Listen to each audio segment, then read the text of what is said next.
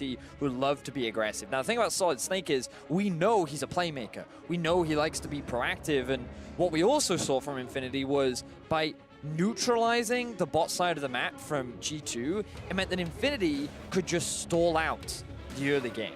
It was very difficult for G2 to actually force a lot of plays and kind of snowball into a big advantage outside of their individual lane advantage. So because Wunder and Perkz were playing so well individually, they had a huge gold lead, but they very rarely turned that into actual objectives. And because Infinity had so much more control over the map, they were able to find more successful fights, get their hands on more Barons and Dragons, and ultimately end up winning the game.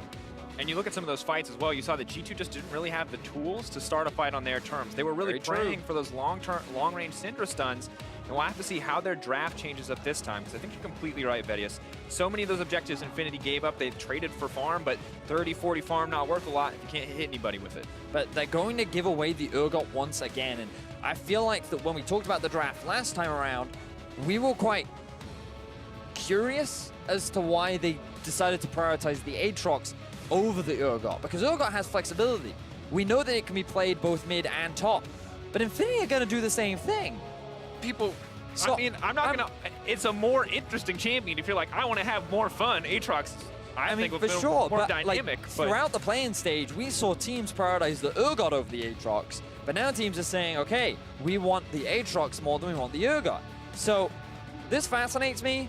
I'm curious as to why that priority has shifted, but regardless, G2 get their hands on the Urgot. Of course, that can go both into top and mid. We're seeing reverse drafts. No way. If they lock in Syndra right now, Infinity is saying, you know what? We got Kai'Sa first before the Syndra. Oh, Kai'Sa, you're quite right. Kai'Sa. This, if you are a European fan do it. Lock in this right now, the do biggest fear sitting in the back of your head if you're a European fan is that they're going to give us the run back with G2's own draft, and they're going to smash them. And that is their greatest fear, because it will be the greatest esports meme of all time. Goodbye to Kaboom. But more importantly, the series is still much closer than either side expected, and Kotopaco getting his hands on his LeBlanc. G2, interestingly, still going with the hyper carry, still putting their faith in Hjarnan, and giving him the Kai'Sa. The Kai'Sa Alistar, not the best lane from G2 from what we've seen historically, but still very powerful champion. All right, so Kotopaco on the Urgot last game, he could just survive the laning phase. We didn't see any early ganks mid from Jankos. We didn't see that much pressure being generated, and he actually spent a lot of his time roaming. Now Kotopaco is saying, you know what, Perkz? I think I can get a lead over you. I think I can play LeBlanc, and I think I can carry this game. And he had a very impressive game versus the Direwolves on the LeBlanc, but against Perkz, that's a bold call. I'm looking forward to seeing it, because that's a very confident play coming out from Kotopaco. And I'm just wondering if they're remembering that Direwolves game. They've already banned Nocturne. They're taking away some of that playmaking potential. The question is, how does Solid Snake back this up as his pool is being limited? Kotopaco even more confidently says, Perkz, meet me head to head. He says, I'm going to take away this Lissandra. I'm going to take away all those champions that want to play safe. Let's go toe to toe. Where's your assassin at, Perkz? Show me a Zed. Show me something. Show me something fiery. Ambitious, but we'll see. He may go for the Urgot mid himself. Remember, of course, you can still flex that around. We'll have to wait and see. Jungle is being banned out from G2 for the time being. With this many jungle bans, they could look for a Camille first pick. Gragas could also be... Oh, no, they've already banned the Gragas. Well, Talia's up and available. Maybe they just ban Talia on the side of Infinity right here? No, surely they're going to... They ban another mid laner. Yeah, Syndra makes a lot of sense. I'm curious as to what mid laners you can run left into LeBlanc. And honestly, just Vedius, the difference in draft priority between this series and our last series, outside of course, the Aatrox, where I got support relatively the same, is interesting. It feels like a huge shift here. Camille. You could do Ryze and Zoe at 2 options. Yeah, Camille. I actually think they're going to put the Urgot mid against the LeBlanc. He's just going to prioritize early magic resistance. He's going to try and survive. And then G2 will... They can't draft the Akali into the top lane like they did before against an Aatrox. But the Camille coming out for Jankos, the champion has slowly risen in popularity once again. Oh.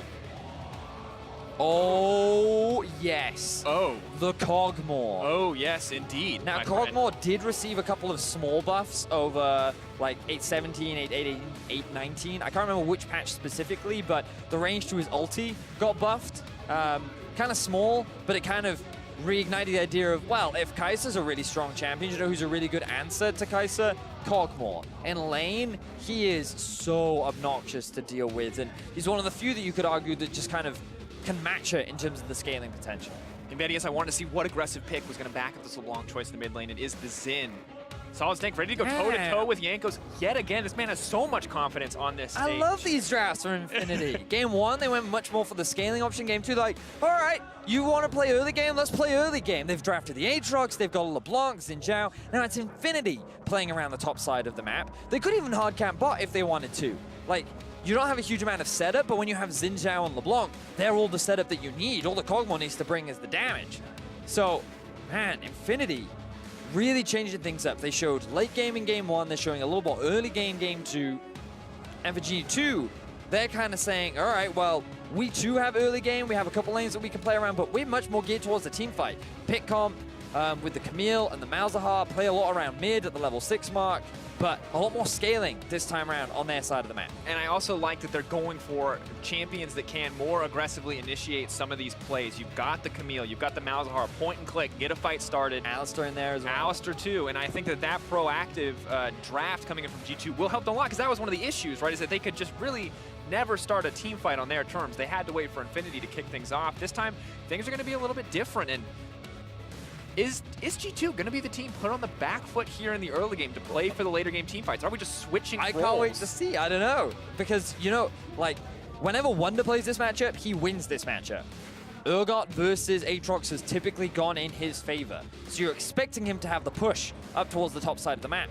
But that could be what they want. Maybe they want him to overextend and they want to then try and punish it. I love how deep you're going. That just shows how much the mind games can be for G2 right now, because they expected to come in here, be confident, look good. You heard in the Jankos draft, or in the Jankos interview, every scrim they won.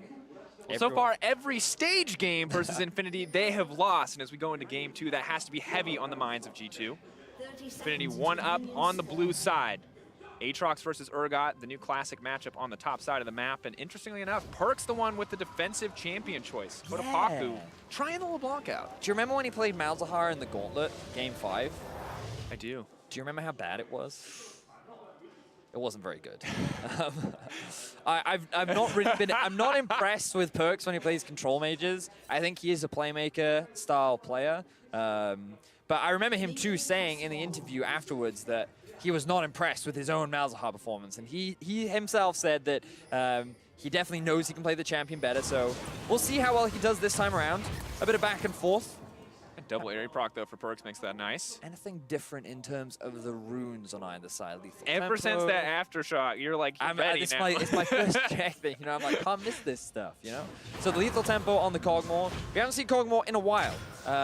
One of the big reasons why Kog'Maw is so good in a matchup against Kai'Sa is because his W instantly outranges the Kai'Sa, which means that you just always lose trades every single time.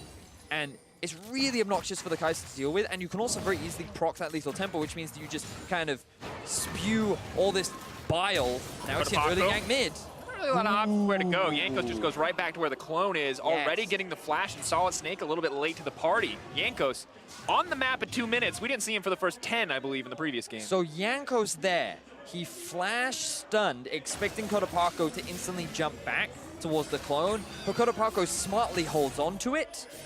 Then, the moment the stun has disappeared, he teleports back and then he flashes out. But that is a flash gone now for the LeBlanc, and Jankos looking for another gank. Arce definitely did not start W.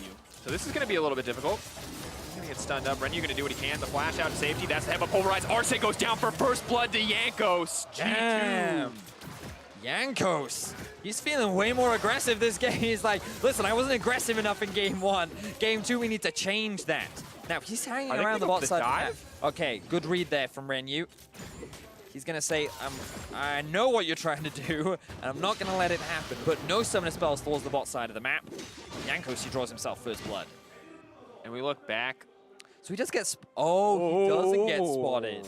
So they don't actually see him. They just see the gank mid. You can assume that he is playing towards bot side, but you would expect him to be on his blue buff. And Infinity just kind of only at level 1, just freely pushing up. They think they're fine. Wadid and Yana not quite level 2. But then they get the flash out from Renyu. Then they stun up, and then Wadid, oh, he just gets level 2 as he's going in for the headbutt. Then he's able to flash in, land the pulverize, and secure the kill. I think you were one creep off level 2 on the side of Infinity. That is such a close play. Well done by Jankos in the end to make that really happen. Right now on the top side, Relic's getting pressure, so that's at least something for the Infinity lineup, but already G2 has to be feeling a lot more confident. It was a tough start in game 1, but Jankos going off in the early game has always been the key to this team's success. Certainly has been. And while we didn't see it in game 1, we're seeing a lot more of it in game 2. And this time he's playing around the bot side of the map, trying to enable Hjarnan and Wadid. And we know how tough this matchup can be. I remember seeing the Kog'Maw come out at MSI from in double lift, in fact. And really having a very impressive performance on the champion. I believe it was against Reckless as well. So kind of limit that as much as possible. And now the wave is in a great spot for Hjarnan and Wadid too. No summoner spells, as previously mentioned, for Renu and Arce. Means that Jankos should look for another gank bot. Go back to base, path towards the bot side of the map, and see if you can continue to shut down this scaling hyper-carrying Kog'Maw. You know, Solid Snake now feels a little bit on the back foot. If he goes topside to support his top laner and try to shut down that Urgot, what's it going to cost him on the bottom side of the map? A bit more vision placed this time. Hopefully this ward will spot Jankos. They've placed 3 now in that area. Pushing in for a bit more damage so you can see Hjarnan happy with that assist, gets to go back and buy a Cole. Very aware that this lane will most likely be about scaling or jungle support. Both laners going for that option, so while we expect junglers to make an appearance here, Jankos is right on time, as predicted. Vedius, well done. Both the laners, the junglers want to kill people, and the laners are happy to participate, but the Cole just tells me, like, even if no one shows up, we're all good just farming down here. A little extra life on hit. Surprise Camille in the jungle. Observers are playing with our hearts, man. I feel like she's in the bush. What is she up there? We're being... Oh, there she is. Well done. So Jankos just going to drop his control ward in. Ooh. Is he going to... See, the lanes aren't really in a great spot for him to set up that kind of an early game gank. So he's just kind of posturing right now. He is level 4, so he has been able to keep up with Solid Snake. And now it is Infinity's turn to try and make a play. Want to move in for this one. Backing off just a little bit. Not going to go for much more, though, here. Solid Snake potentially could be in trouble here. Not worth going for, though. Yeah. Kotopako, and of course, in a much better position to try and assist. And as you rightly said, level 5, level 6 now on Kotopako. Jankos has to back off. Bot lane needs to concede some pressure as well, just because of Solid Snake getting that river control. Kotopako also pushing in the mid lane. Still very close in the early game. Jankos needs to be careful that he doesn't fall too far behind after trying to make that early game play. The issue, of course, Camille, fantastic gankling jungler. Clear, not quite as comfortable with Zins. You saw him falling very low to that Raptor camp a little bit earlier. Has a few more levels under his belt, and it will get a little bit easier as they push forward. Interestingly, though, checking in on the top side, Wonder suffering a bit in CS, just barely matching the Aatrox here. Oh, fair enough. And after last game, I think we kind of expected Wonder to just smash through. You can see Wonder's early game in Europe, just utterly fantastic. 28.8 CSD. Look at the jungle proximity. This guy, he doesn't often get jungle attention. The team often relies on him to kind of build his own leads, and then the jungler shows up to either secure a tower, maybe help set up a dive, but they don't try and gank for him to get him ahead. He just gets leads by himself, and this is why so many of the top laners in Europe have high regard for him, and why even internationally he's given a lot of respect. And I misspoke. Those are the stats from this group stage, the play-ins group stage, and I really love that 1K gold difference at 15, because that's not the team's goal, Viddy. That's his goal. Wonder on average up a huge amount, but right now, small lead for the Urgot, doing better as he has a few more levels under his belt. But it's also, so I had someone tweet this at me. The fascinating thing is, even though Wonder got such a massive gold lead in the last game, at the very end of the game, it was Relic who interrupted the Tahm Kench ultimate to stop G2 from being able to save Wonder, who ended up getting caught out in the side lane. So kind of when you compare the value of who ended up actually securing a bigger advantage for the team, it was Relic that ended up coming out on top last game. This sounds like you've been behind in CS a few too many times in your solo queue games, and you're like, guys, look, it's okay, see? You can lose. Falling behind, but it's called losing gracefully. And that's very true, because we saw both of the solo lanes lose quite terribly in CS, but still make it up for an impact on the map.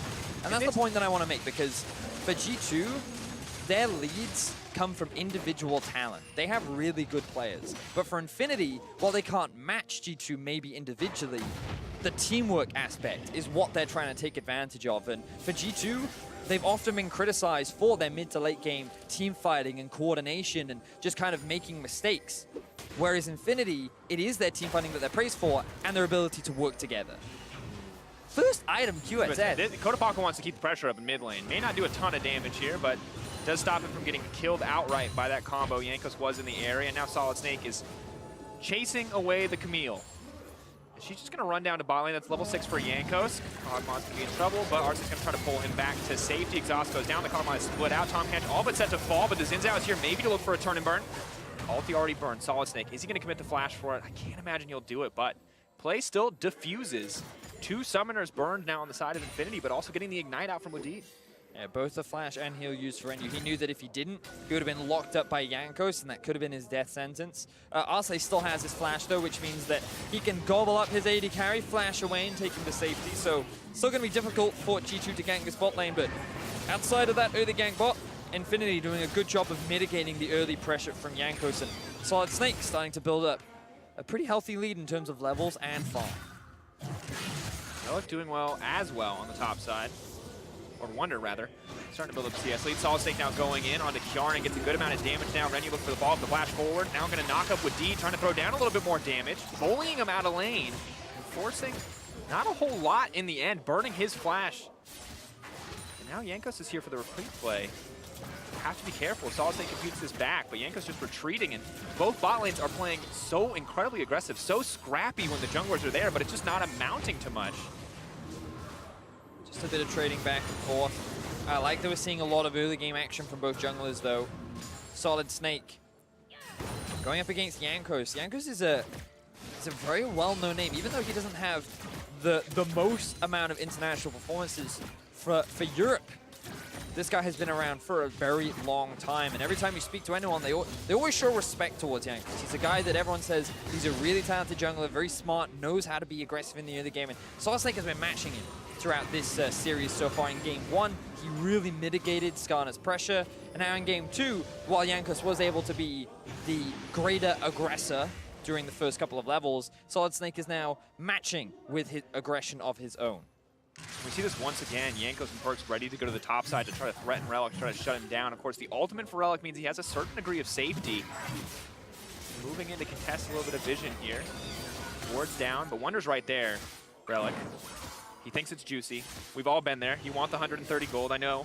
He's not going to take it, though, VODs. He's not going to take the delicious scuttle bait. Then we forced to back away. Game still in a fairly slow state, and I think it's important to take into consideration who benefits more from this. At this point in the game, Infinity want to be the stronger team. They have LeBlanc, Xin Zhao. I'll be honest, that duo, not the best in late game fights, but at the same time, Camille's a lot of single target. Yes, it's easy to lock an opponent down, but there's the Tahm Kench to help provide that extra bit of peel.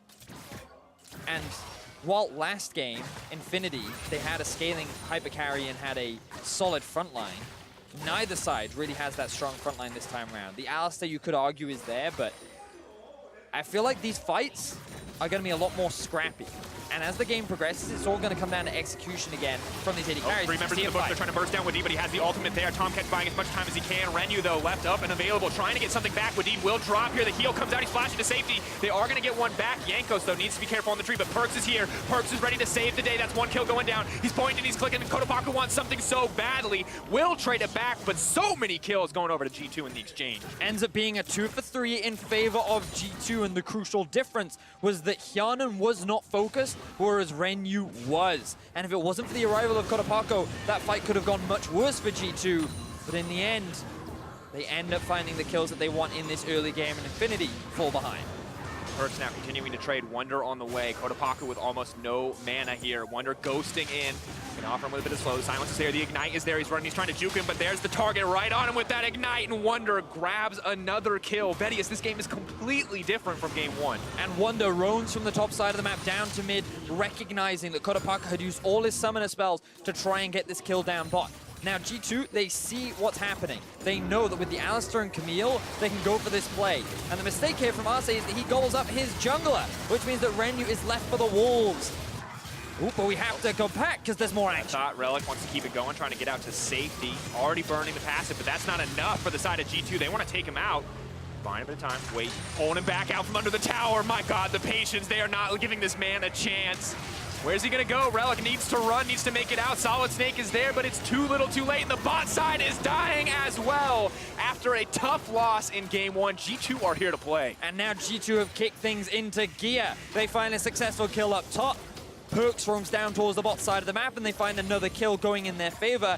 And now the gold is starting to mount in the pockets of G2. Hyanan and Wadid, 2-0-3 on the Kai'Sa.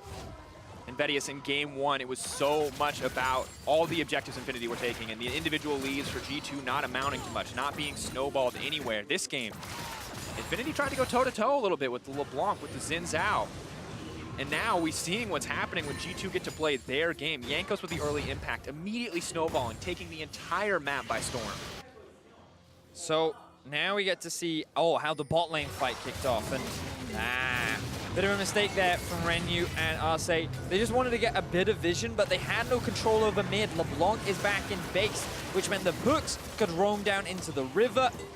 And because it's 3 versus 2, they end up securing some pretty easy kills. So, yeah, big mistake there from the bottom lane of Infinity. You got to keep an eye on where your other laners are. If you don't have pressure, you can't move into certain areas of the map. And we see this, the goal difference from this team, they were a slight deficit for Infinity. They were getting objectives across the map, 2 of 15, 80% drag control. It was a good look for this lineup, Vedius, when they were playing the objective-focused game, and it looks like when it comes to trying to match an early pressure and early kills, they are just a step behind G2 this time around. So G2 should know that the jungler's there because that ward suddenly got cleared out of nowhere. So unless Infinity have the power of magic, now Kotopaco rest, trying to buy his way out of there, but Camille's just not going to let it happen. Trying to juke, but it's not enough. They'll just kill the clone and him in the process. G2 complete control of mid lane, moving up extra members. They're looking to break this tower, Vedius. Wonder once again roaming down. While his damage isn't needed, the pressure should be enough to secure this tower. Here comes Relic from the flank. Wants to get something done. Will they die for anything more? Relic is here. Solid Snake wants to get it started. Uses the ult, but just pushes them back. The tower's still going to drop. Relic wants to go in, but Wadid is going to turn it right back. Now the Aatrox to the back line, though, wants to get it started, but the silence is going to stop him from getting much more impact than that. Solid Snake on the retreat. Everybody else is dead. Tom Kent has to save the ulted Aatrox just to keep this from getting any worse. So no one ends up dying on either side, but G2 walk away with the tower. Hyanan also left to free farm in the bot side of the map, means that he will get a level advantage along with a free tower as well in the back pocket of G2. They've taken this early game by storm. Things started off a little bit slow, but kill after kill is being racked up for G2. And they seem a little angry after game 1's performance. Definitely the case. We take a look back at this replay, and you can just see Kotopaco doesn't have a significant lead, doesn't do a lot of damage to Perks. And when it comes to 2v1, I cannot imagine anything more frustrating to play against than that Camille Malzahar, and just beautiful, straightforward execution from the G2 lineup to make that come through. Yeah, exactly that. Kotopaco, you've always got to be careful on LeBlanc when you use your W to harass, because even though he has the QSS, one of your escape tools disappears, which makes it that much easier for Jankos to lock you down. And then G2, between both the Malzahar and the Camille, I mean, they do a lot of damage in the early game. So now Infinity, after losing the bot side of the map, has swapped their bot type, their duo up towards the top, so they can either secure an extra tower along with the Rift Herald. And Jankos, they don't feel confident enough to go for the skirmish. It's a little too late, so they will hand this objective over. Infinity finally getting one of those objectives that they had so many of last game. Get more here, but Perks just continues to pressure in the mid lane. The team is there to back him up. Infinity commit here. They're going to find face full of Jankos. Perks is playing absolutely fearlessly, continuing to press up. Every single lane doing great for G2 right now. It is not just bot lane, no longer the point of advantage for the side of Infinity. An 0-1-2 Kog'Maw just finishing the Blade of the Ruin King up against a 1.5 item Kai'Sa. 16-17 CS lead, along with massive leads in the solo lanes, and this is just oppressive, Betty. As you look at that top lane, you look at that 2K difference. Feels, it's not insurmountable, but it is dang close. And you can see the difference, right? In game 1, Infinity had so much objective control. They had a huge tower lead. Their bot lane was ahead. That the goal, there was ways for them to still be relevant in the game, right? Even though Wonder and Perks have built up such massive individual leads, but this time round, Perks has a massive lead, Wonder has a massive lead, and honestly, it is off the back of Jankos. But now the bot lane is ahead as well, which means that this gold lead is really that much bigger, and Infinity can't rely on the global goal that they gained from the objectives of last game. No, they cannot, and they don't even have the composition that they had last time around. They still have the scaling hyper carry, but not nearly as many tanks to get things kicked off. And playing LeBlanc, you kind of rely on having an early game advantage too, because you want to be this threat on the side lane, and in these late game team fights, you want to have the burst to be able to chunk targets out, but you have the Luden's Echo, you're still behind the Malzahar though, you're down in levels, you're still very squishy, and it's a much harder game for the LeBlanc to play out once you're at this kind of deficit 20 minutes into the game. Absolutely is the case, Vedius. I mean, you commit so much to the QSS as well in this Malzahar matchup just to remain a pressure point. And here things go. Infinity now knows something's up. They see at least 2 members. They can assume Perks is there as well, but I don't think they can hold this tier 1 tower, Vedius. If they stay, this could be disastrous. Well, the important thing is that G2 have to reclaim mid control before they can go back to setting up a siege on top side. Impressive though that Hyana can just hold them by himself up in the 2 versus 1. Solid Snake is hanging around, and G2 will spot this one out. Also, Wonder has teleport, Relic has teleport as well. No flash on Solid Snake could be important as G2 once again set up a siege towards the top tower. Creep wave getting cleared out. There you can see Infinity stepping forward. They know that they sit under their tower. Very easy for G2 to collapse, and now Solid Snake ready to threaten Yarnan, but enough attack speed there to give Yarnan the stealth and the escape. Ultimate could have come out, Kodapako running, but there is no running from that Hex Tech ultimatum. Spotted out, the clone getting brought back by Wonder. We call that an oopsie. Kodapako making it to safety with some fancy footwork. Now backing off though, they're not done yet. Solid Snake gonna be in trouble, but Relic is off to the side looking to get this fight kicked off. Xin Zhao immune under the strength of that ultimate. Aatrox not gonna be so lucky, pulling back under the tower. Renyu in no man's land, cannot come to help the team, and G2 walking away empty-handed, but forcing a lot of summoner spells. Kodapako almost lost his life, and if it weren't for the clone, he probably would have. But Wonder, he doesn't land the ulti onto the right target. Kodapako ends up getting away with his life, but now Perks will TP up towards the top side of the map and use this minion wave to secure another tower in favor of G2. Infinity, whatever they try to do, whether it be individually or as a team, G2 just instantly punish it. And with this kind of a goal lead, they feel so much stronger as Infinity now siege up mid. Wonder running. Have to be careful, have to respect the potential for a re-engage here. Kodapako, despite giving up so many summoner spells in that previous exchange, still playing on the front line, still ready to try to make something happy. But Perks is on the way, has the ultimate available. Kodapako trying to burn down Jankos, wants to take out the Camille, leaping back to safety. Rift-Herald is here as well, but Harnon's there to clear it out, and Infinity just desperately trying to break this tower. They are going to get it, but 1-3 now the tower score, still a 6K goal difference. You can also see in the top lane, there is a big minion wave from G2 that is just being lost to the tower. While Infinity will secure this objective, the fact that all that experience and gold is being lost is a really big deal, and you can never really afford to just give away all this farm. Renyu picking up the scraps here. Or not. Well, the single scrap, not gonna grab it. So this is right back at the beginning of the fight.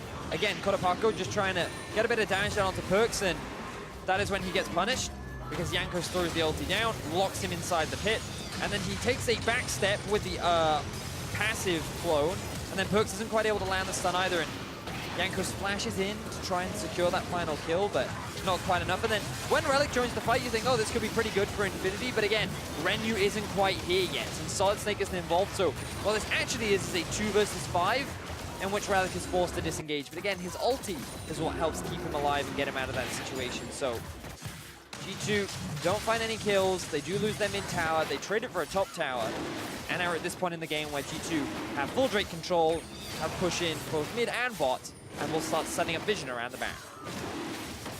Last game, it was teamfight execution that we thought would carry Infinity through if it was going to be anything. This game, that option not nearly as strong, and the solo lanes on the side of G2 are as terrifying as ever. Kog'Maw picking up enough farm to stay even with the Kai'Sa, at least in terms of the raw number there, but you look across the rest of the lanes, Vedius, these are devastating advantages for the Malzahar and the Urgot. I feel like Wonder is just looking for a Flame Horizon every game if he's given the opportunity. Yeah, he has a habit of trying to do that. He's very efficient with his farming. He doesn't like to waste time. Does have the TP flasher with the spellbook. Same for Relic. No summoners available for Kodapako right now, and no flash for Jankos either. But looking at some of the items that have been completed, 2 items now done for Perks. The Rise is really helpful against the LeBlanc as well because of all the extra health you get. and Hjarnan still going for the AP build. But now Wonder could be in some trouble. How can G2 punish, if at all? Trying to run. Infinity now moving forward, but you can see G2 setting up around the Baron pit. They will threaten to take this if they fully commit onto Wonder. Solid Snake is there. There's no jungler.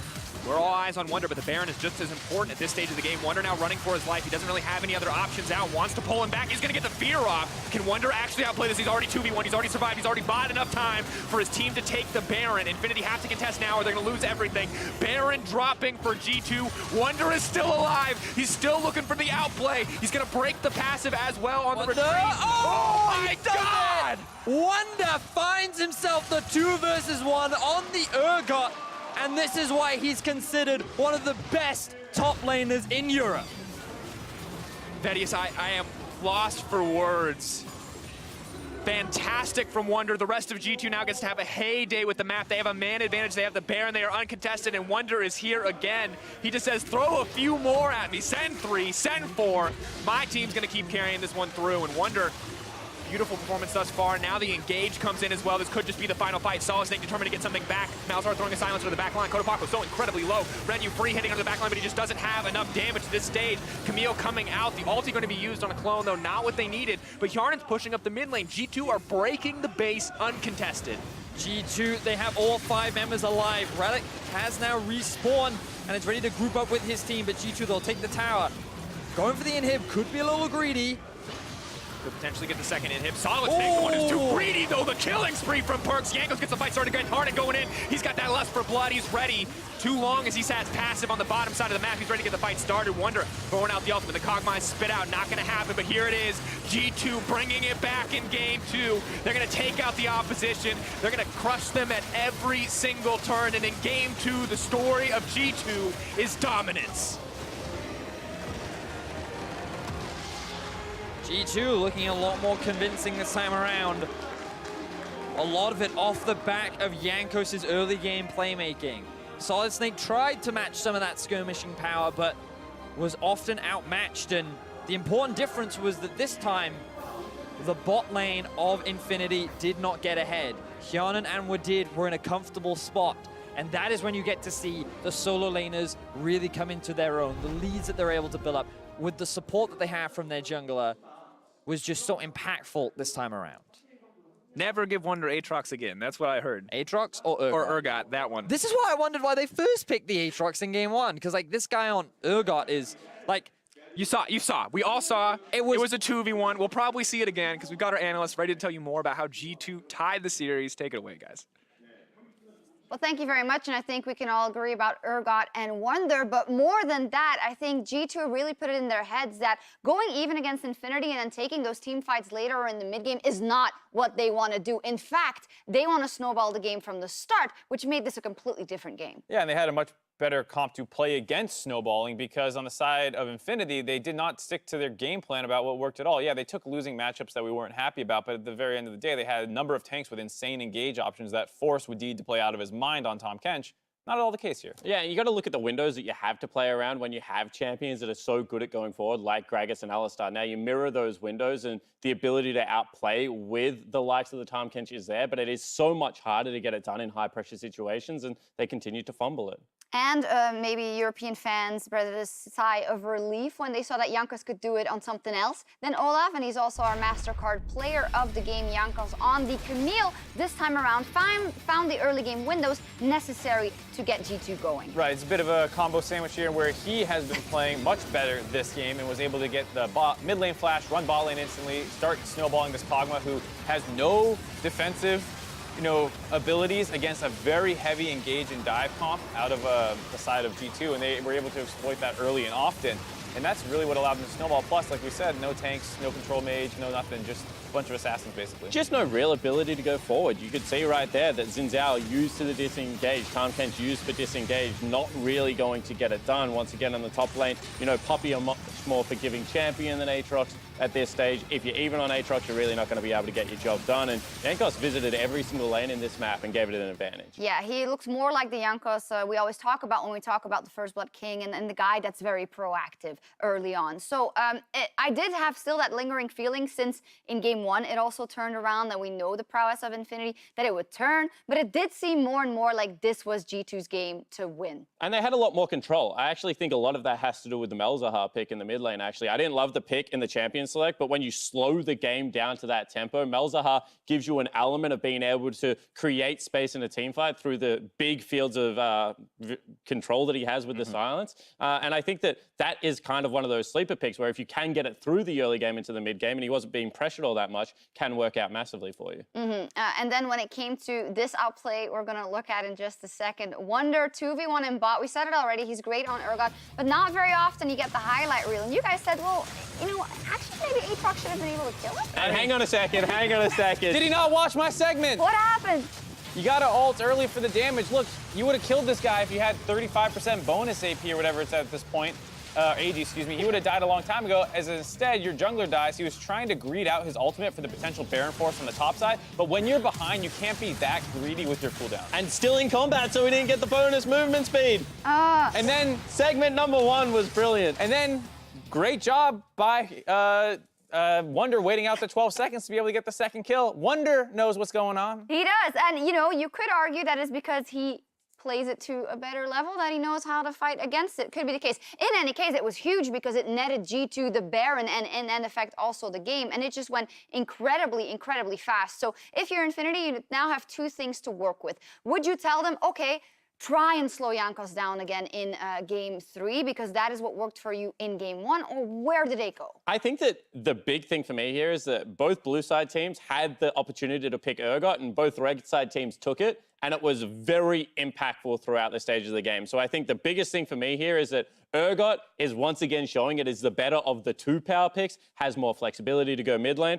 I think, you know, that aside, giving yourself windows to be able to counterpunch when you fall behind, because I think they are going to fall slightly behind in this best of 5. I don't think they should be panicked about it. I think they do need to pick for a little bit more of that utility scaling. Yeah, I think just the complete lack of tankiness and engage options here is a horrible play. Like, I don't like when you're playing these skill matchups versus Wunder and perks and stuff like that. But if you're going to do it, like, okay. But to not have what actually plays into your strengths of a superior team fighting team comp is baffling to me, because that's what won you the first game. It feels like they weren't even able to identify why they won the first game. Yeah, and I think even in the games we saw Infinity played in the group stage where they were behind, they were always good at getting those engages. So give yourself a bit more tools to work with. And then on the side of G2, of course, they can look at this and say, well, maybe game 1 was a blip on the radar. They will be looking to make as much as possible happen in the early game, I assume, for games following. Yeah, I think so. And I think that, you know, that you've got a good insurance policy in the fact that if Hyanan keeps picking scaling and they are able to get ganks into his lane, he has been able to repay in some late game team fights. So I think that's even further in G2's favor. Then you throw in the fact that, you know, what did looks very good today, I would say, from the bottom lane. Things seem to be heating up for G2 at the right time. G2 is now on the blue side for the next game. If you're red on Infinity, do you even risk giving that Urgot over? No, you ban it. I don't know. I mean, they did it the first game, and I liked the idea of just picking a better team fight comp against it. They have a lot of bans. It feels like they're forced to. If they're going to ban Akali, they're going to ban the Heimer as well, then you don't have 2 bans to drop on it. So I thought blue side was maybe when they're going to try it, but it seems like they're just fine to leave both up. Poppy seemed fine into the Aatrox. I mean, I think that the Urgot is more dangerous at this stage. Just ban the Urgot. I don't want to see it. Well, there we go. We'll see if it comes out. Still everything left to play for, but after bouncing back in the series, G2 are looking to keep the momentum going in Game 3. We'll see if they can get a lead over Infinity after the break.